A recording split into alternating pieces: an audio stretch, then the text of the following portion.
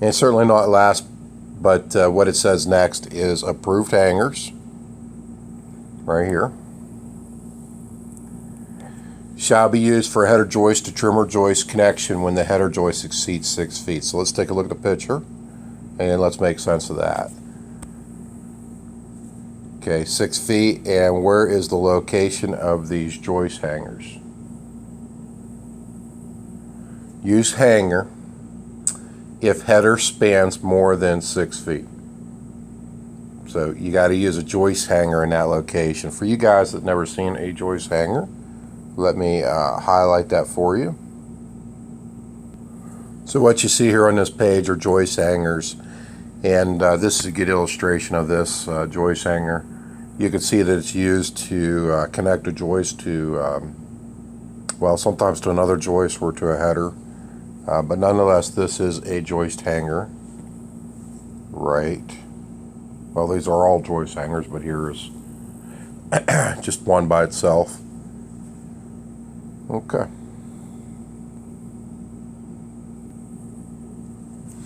So as I stated, the codes and the different things are all highlighted here. And if you look at this picture, it does help you make sense of it a little bit better. If you just take a look at it, what it says in these rules, and it points, the little arrows point exactly what they're talking about. 1, 2, 3. And you can relate that back to these codes that are clearly on the slide, this slide before, but the and they're here, right here. 1,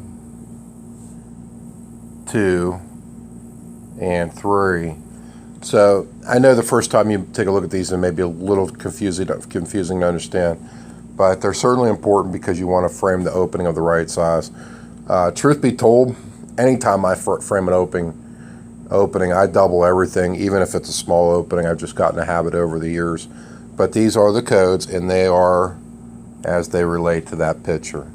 So please take a notice and review that real fast.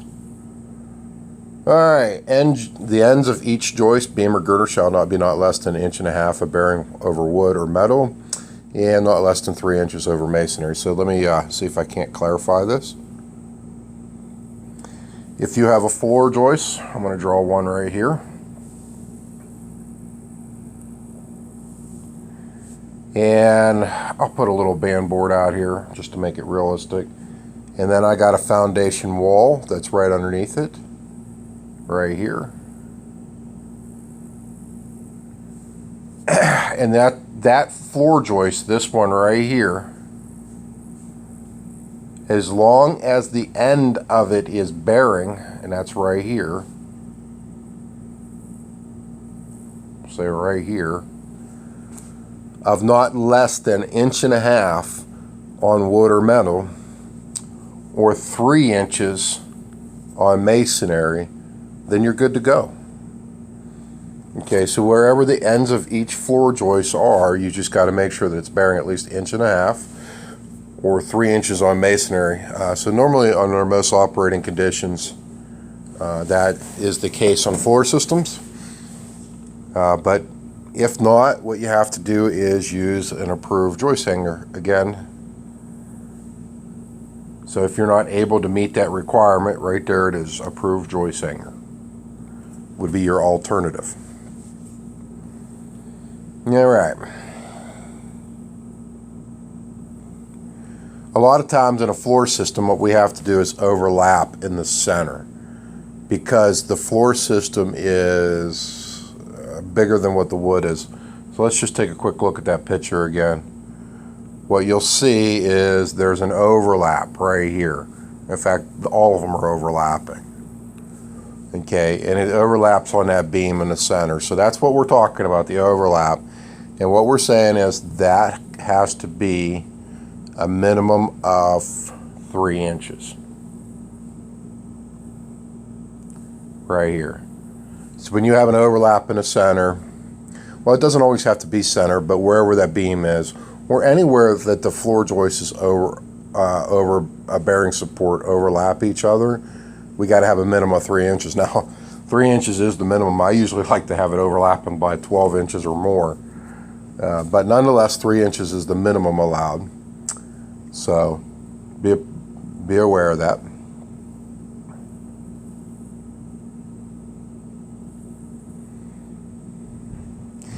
Let's talk about bridging for a second, because that's what this slide is. What is bridging? One second. Here we have several pictures that highlight what bridging is. There are different types of bridging out there, but nonetheless, this is what it looks like. And we'll just use this as the examples. It is made to hold one floor joist to the next together. Let's see if I can draw it.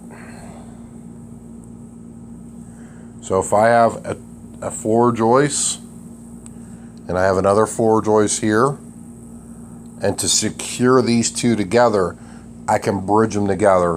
And it could be an X like this, that could be wood or metal, or it can be a solid piece of wood actually too. Solid piece of wood. But that's what's called bridging. We only are required to do that on 2x12s, bridge them.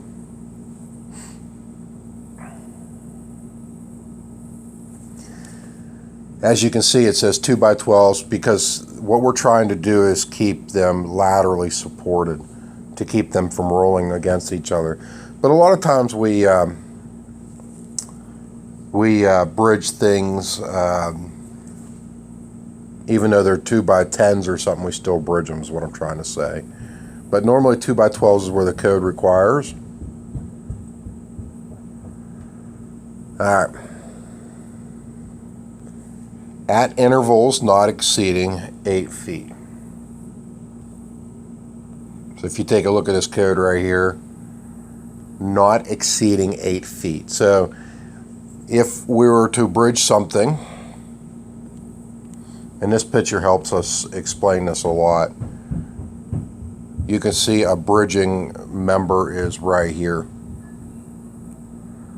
So if this is not to exceed 8 feet between, that means I know the distance from here to here is likely not greater than 16 feet because you're only going to bridge 8 feet of that space. So making sure that this right here, this bridge, is in the center at 8 feet or less. So not spanning more than 8 feet without a bridge is the key, okay? I actually, in my world, I actually do 6 feet. Doesn't hurt to be a little bit more restrictive. But nonetheless, 8 feet is the rule. We are going to use, when we do our class shop example, we will do some bridging in there. So be prepared for that because I will demonstrate that also. Okay. Here's an interesting topic, and it's on